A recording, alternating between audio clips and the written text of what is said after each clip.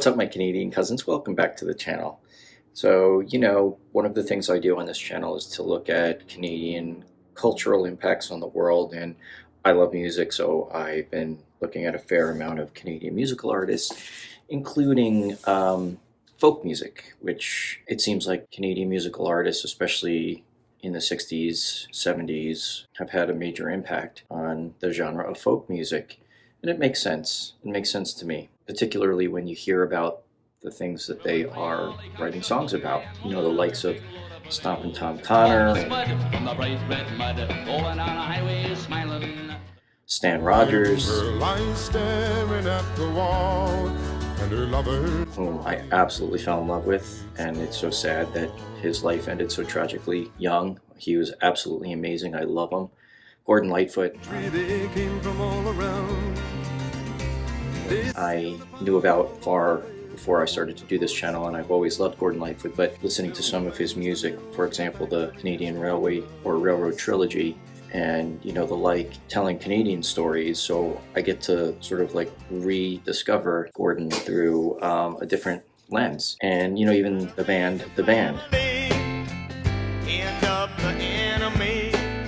which is almost entirely Canadian except for the drummer-singer Lee Von Helm, who was American, but they sang a lot of both American and Canadian stories. And Acadian Driftwood, for example, is just one of the ones that I was able to sort of listen to, appreciate, love the song. I've always loved the song, but I didn't really know a whole lot about the Acadian expulsion, and so I took the opportunity to film a video about that. Having said all that, I've gotten a recommendation for Buffy Sainte-Marie. I immediately said to myself, I know that name. How do I know her? Has she been an actress too? But I just couldn't pinpoint it. I now remember how I know her. She was on Sesame Street. I grew up watching that. I was born in 1971, so I think Sesame Street started in 68, 69, something like that.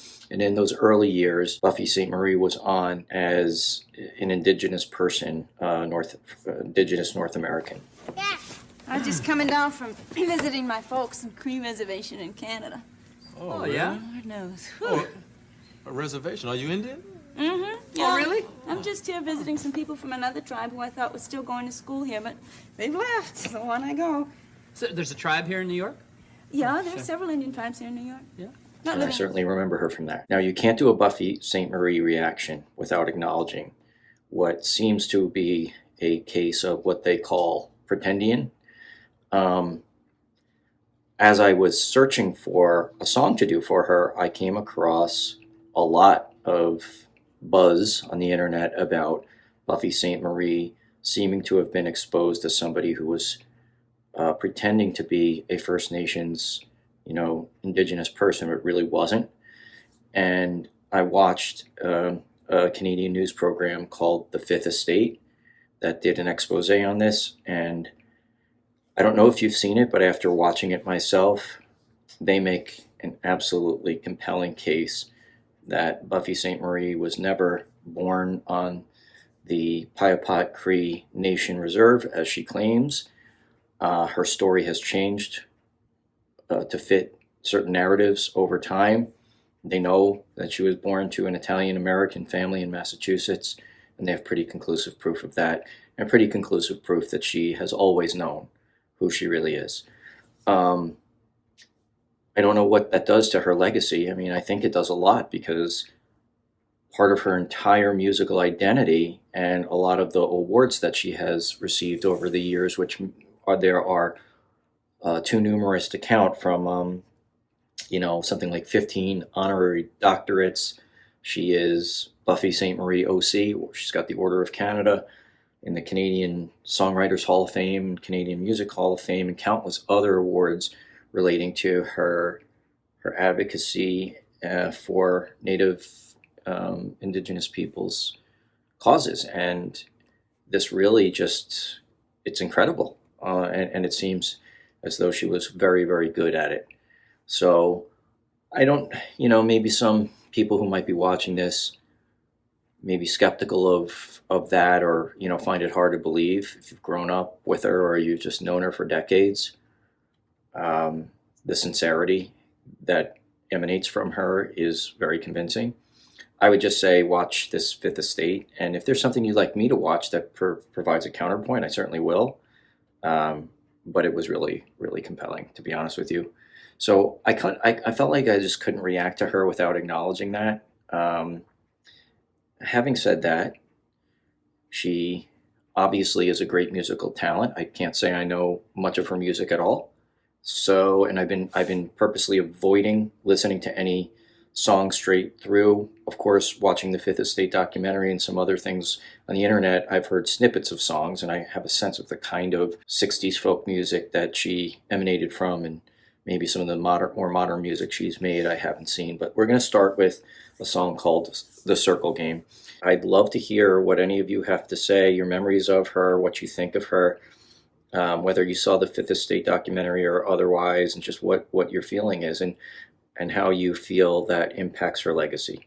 Okay, my friends, as always, I'll see you on the flip side. Oh, and if you enjoy this content, please do not forget to hit the like button, and if you're not already subscribed, please do so. So many people watch YouTube channels without subscribing, and I get it. You don't want to maybe clog your feed with subscriptions, but it does help the channel reach people and reach you when new videos come out, so that we can keep this community growing. All right, my friends, thank you so much.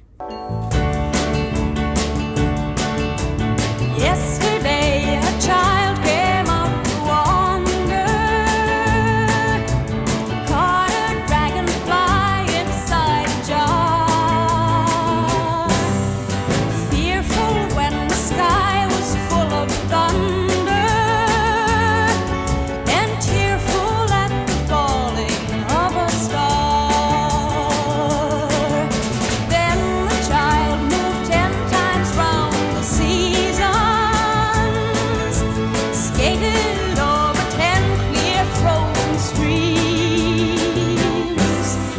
Words like "when you're older" must appease him, and promises of someday make his dreams. And the seasons, they go round and round. So far, I'm liking it. So specific to that time period, that type of folk music. It's reminding me very much of the style of Peter, Paul, and Mary, with that, I would say, I guess, over-exaggerated vibrato, which had its place in that genre, and it's pretty cool. And the painted ponies go up and down. We're captive on the carousel of time. We can't turn, we can only look behind from where we came, and go round and round and round in the circle game.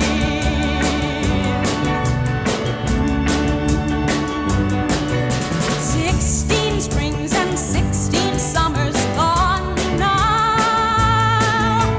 Cartwheels lost to car wheels through the town.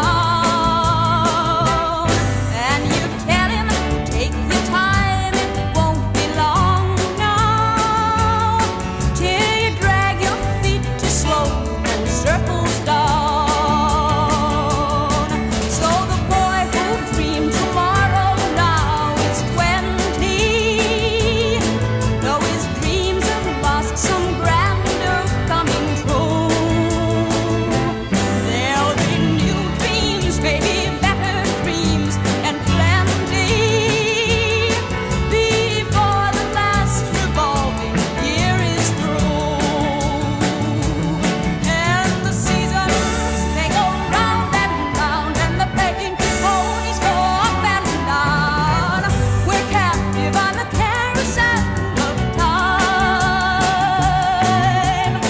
We can't return, we can only look behind from where. If I'm interpreting the song right, it sounds like she's just talking about the cycles of life. Life is itself a cycle, but within life there's cycles where the seasons change annually, and it repeats and repeats and repeats. As we grow, we can't go backwards, we have to move forward. You know, the cycle of a year symbolizes a person's growth, but that cycle continues to repeat as we move forward. The merry-go-round that you're sort of on is circular but ever-changing. If I'm getting that right, I don't know. Music lyrics are interpretive, and I'm also not reading them, so it's just from what I'm hearing. We came and go round and round and round in the circle game. And go round and round